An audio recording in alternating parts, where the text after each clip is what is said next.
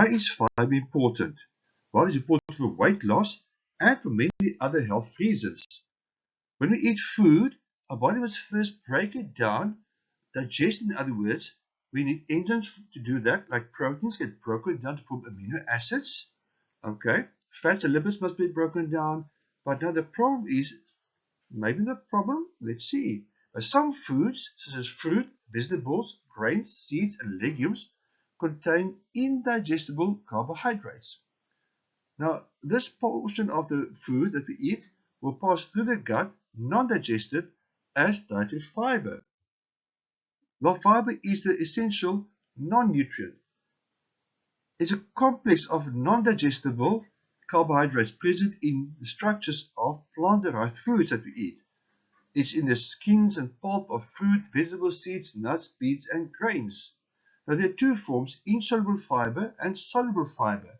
Now, in terms of insoluble fiber, there are different types like cellulose, hemicellulose, and lignin. In terms of soluble fiber, there are different ones such as your gums and your pectins.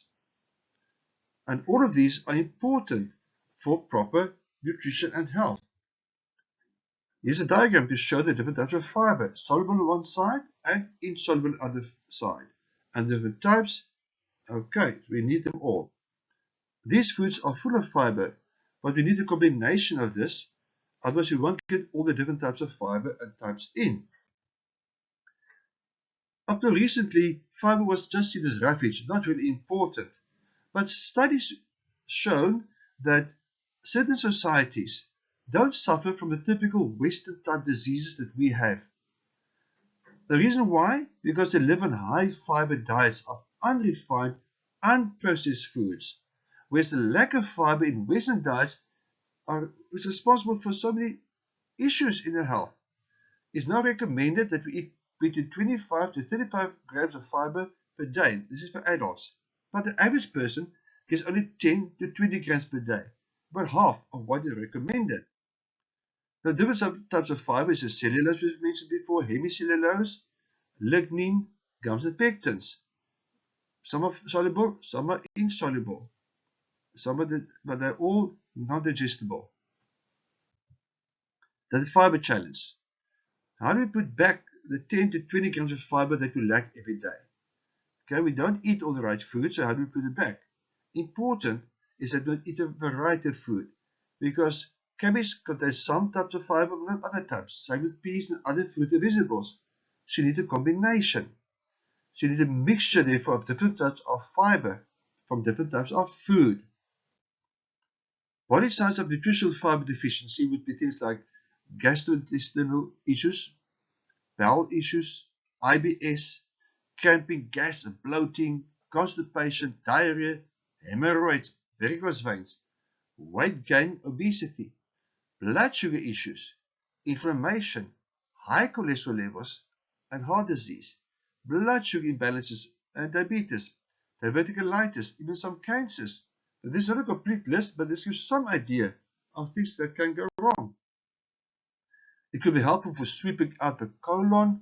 If you eat enough fiber, also get rid of toxins, reduces the risk of death from infectious and respiratory diseases, reduces the risk of heart disease, softens the stool, so you won't strain when you go to the toilet, which can lead to hemorrhoids and other problems, protects against colon and rectal cancer, also protects against diverticulitis, protects against diabetes, controls blood sugar levels. It helps you get more energy actually if you're in a low glycemic diet. Helps with weight control and weight loss, yes, if you lose weight. Reduces the risk of weight gain and fat gain, especially women, the research indicates. Help you feel full for longer, and fiber also is a thickener for soups. It acts as a prebiotic. That's also very important because probiotics need prebiotics. It's their food. And it also helps to cleanse the blood vessels. As we get older, fiber gets even more important because our digestive system slows down. So high fiber diet becomes even more important. But you must drink enough water. Otherwise, it can actually lead to constipation if you eat a lot of fiber. So some very high fiber breakfast cereals may have about 10 grams of fiber per serving, Now, if you don't eat enough fluid-rich foods or drink enough water with it, it can lead to abdominal discomfort or constipation. Taking a good fiber tablet with a glass of water about 25 minutes before a meal is fantastic.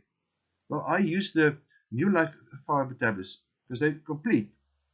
It also helps you with weight loss and prevents sugar spikes. Now, I've got on my YouTube channel many weight loss videos. If you can go to week 4, you get more information on this. How can you increase your fiber intake? Well, obviously eat more whole grain breakfast cereals, but make sure they contain the proper whole food, whole wheat type of things, whole grains, not GMO ones. Switch to a whole meal or whole grain breads or multigrain breads or brown rice.